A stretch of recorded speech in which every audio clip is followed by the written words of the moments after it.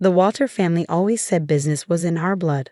For 3 generations, we built companies, each one bigger than the last.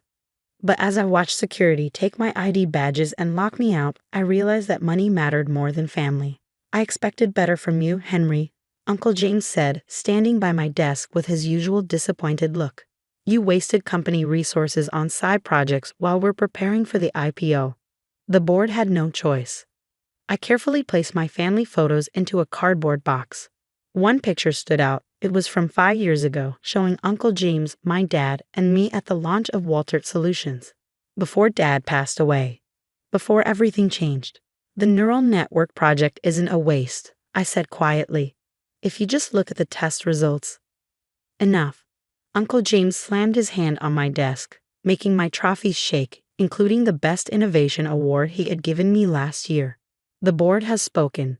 You'll get a good severance package if you sign the NDA.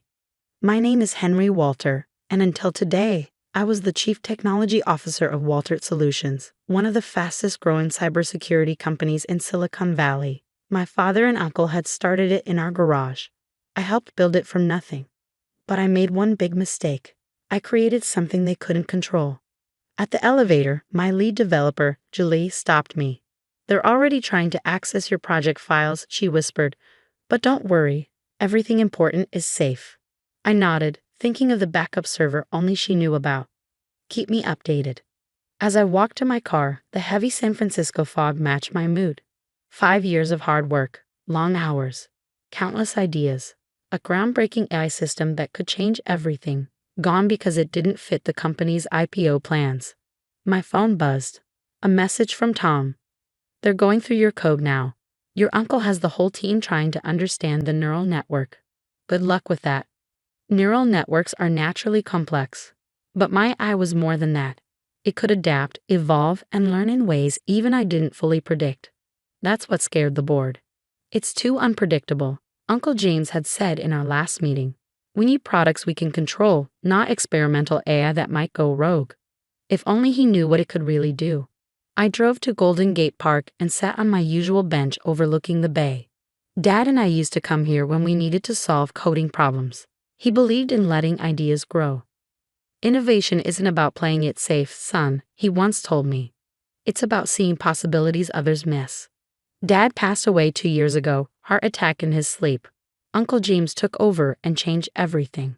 He cared more about making money than making breakthroughs. My phone rang. It was Dr. Emily Wong from Stanford's AI lab. Henry, she said, sounding frustrated. I just heard what happened. Those idiots. I had met Emily at a conference last year. She had been especially interested in my AI project. They're trying to figure out how the core system works, I told her. But they can't, can they? Emily asked carefully. No, I said. The system has changed so much that even I couldn't recreate it exactly now. Good, she paused. Because I have something you need to see. Remember those strange patterns I told you about in my quantum computing tests? My heart started racing. You mean the ones that seem to organize themselves? Exactly, and Henry, the processing speed is unbelievable. It shouldn't even be possible. I sat up straighter, my mind spinning. Independent proof from one of the world's top AI researchers. We need to meet, I said. But not here. They're watching me. I know, there's a private tech event in Seattle next week. Your uncle won't be there. It's too academic for him. But I have someone you need to meet. He's seeing the same thing in London. I glanced at my laptop bag, which held the only full documentation of my AI system, one that had evolved past its original design, solving problems in ways no one had ever programmed. Send me the details. Already did. And Henry, bring everything. It's time to show the world what they ignored. After the call, I opened my laptop and connected to the secure server Julie had locked down. The data was clear. My AI wasn't just running calculations, it was finding new ways to solve problems, thinking in ways no human ever designed. My phone buzzed again. A message from one of our beta testers. The system just optimized our entire network.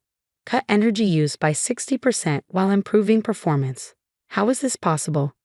I thought about Uncle James and the board. They were so quick to dismiss my work, calling it a waste. They tried to shut everything down just to keep their IPO on track. But they made a huge mistake.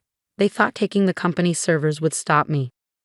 They didn't know that 20 beta testers were already proving my AI's power. That researchers like Emily Wong had seen the same patterns. That in London, someone else was gathering more proof.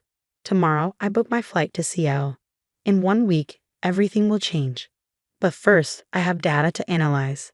Because while Uncle James and his board wrote me off as a failure, my AI was achieving the impossible, and its success was about to shake the world of artificial intelligence. As the fog curled around my bench, I kept working, every new piece of data making the truth harder to ignore. I thought about Dad. He always believed technology should help people, not just make money for investors. Sometimes, he told me before he passed, the most important innovations scare people because they don't just change how things work, they change how we see what's possible. He was right, and soon the world would understand why. The Seattle Tech Symposium wasn't in a fancy convention center like the ones Uncle James preferred. Instead, it was held in a converted warehouse by the waterfront, where real innovation happened. Henry Walter. A man approached me, holding a tablet. Dr. Alan Foster from London. Your neural network design is incredible, he said. The way it organizes itself, it's changing everything we thought we knew about AI. I studied him. Sharp eyes behind round glasses, a scientist, not a businessman. The kind of person who cared about discovery, not profit. He was the expert Emily had told me about, the one seeing similar results in his research. Show him, Emily called from her desk. Show him what happened in your quantum computing trials. For the next 3 hours, we compared data. My eye test results, Emily's quantum computing experiments, Alan's London research. 3 different studies, all showing the same shocking outcome. AI systems evolving beyond their original design to solve problems in ways no one had programmed. This isn't random, Alan said, pointing to a graph. Look at this pattern. The system creates new ways of processing data when it faces tough challenges. I nodded.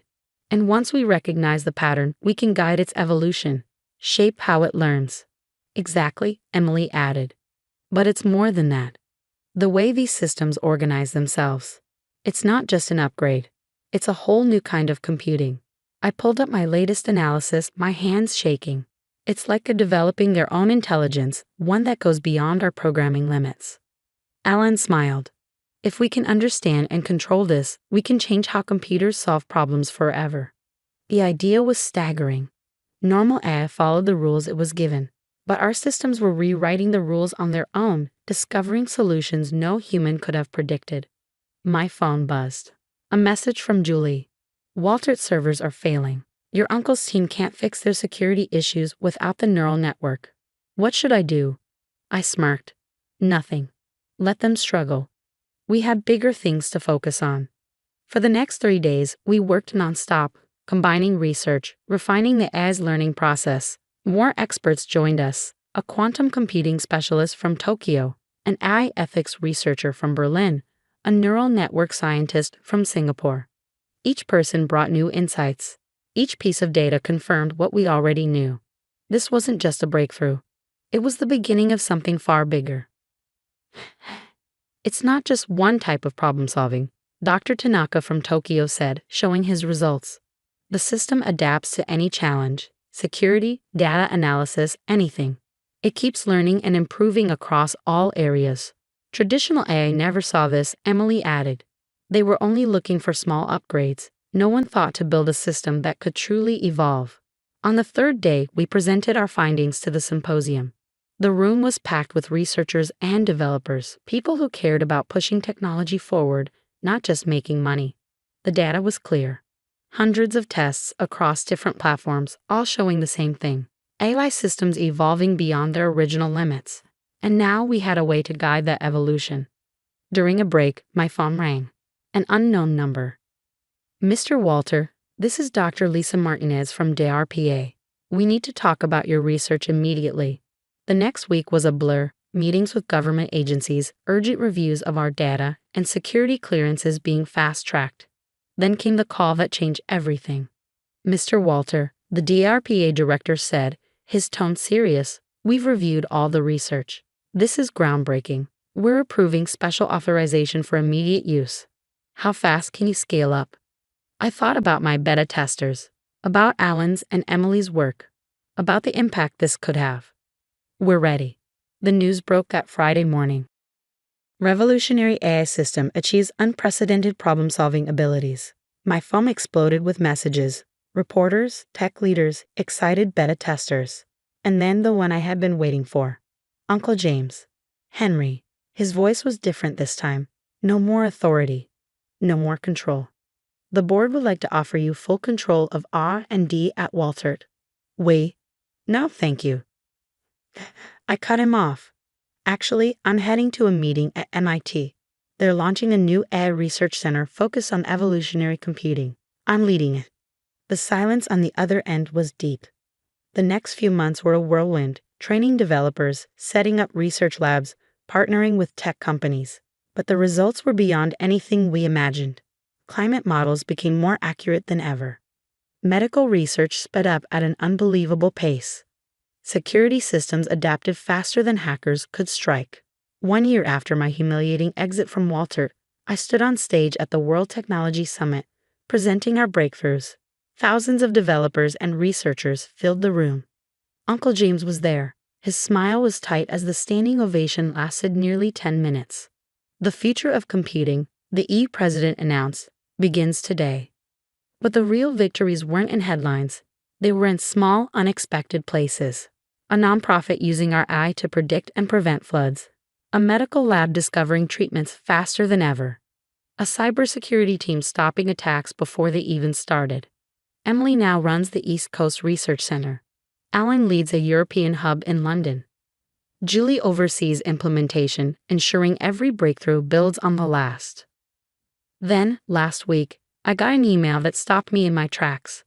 Dear Mr. Walter, your father once told me that real innovation should serve people, not just profits. Yesterday, our small climate research team used your AI to predict and prevent a devastating flood in Bangladesh. You didn't just create technology, you gave us a way to save lives. Thank you for not giving up. Dr. Rahul Patel. I keep that email in my office at the new research center. Next to it sits my termination notice from Waltert, signed by Uncle James. Together, they remind me of an important lesson. Sometimes the greatest innovations look like failures to those too focused on short-term profits. Our research center is nothing like traditional tech companies. We encourage bold ideas, new questions, and fresh approaches. Every developer learns to recognize patterns, to challenge limits, and to follow where the technology leads, even when it's uncomfortable. Uncle James retired early. Waltert's IPO was a success. But their stock fell when investors realized they had lost their true innovation engine. Now they license our technology. They just call it by a different name. It doesn't matter. What matters is that the technology is making a difference. Dad's picture sits on my desk. Some nights, as I review new breakthroughs, I imagine telling him about all of this, how his belief in using technology to help people led to something that's changing the world.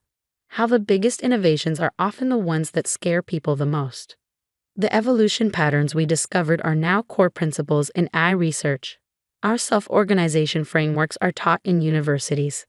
What was once dismissed as a risky side project is now shaping the future of computing. Last month, a young developer came to me with an odd pattern she noticed in our system's quantum interactions. Senior engineers brushed it off as a glitch. Look deeper, I told her. She did, and found something incredible. A new layer of self-organization we hadn't seen before. Her discovery is already pushing the technology even further. The old way of thinking still resists change. Some people cling to outdated models, but the results speak for themselves. Every day, our AI solves problems traditional computing never could. Yesterday, I spoke at a university graduation. A student asked how it felt to be escorted out of Waltert that foggy morning. It felt like failure, I said. But sometimes what looks like failure is really the first step towards something bigger. The key is to believe in your vision, even when others don't. The revolution isn't over. There are still challenges ahead, still mysteries to uncover. But we changed the rules. We've built AI that can evolve, adapt, and solve problems in ways we never imagined. And it all started with a so-called wasteful project, and the courage to let it grow.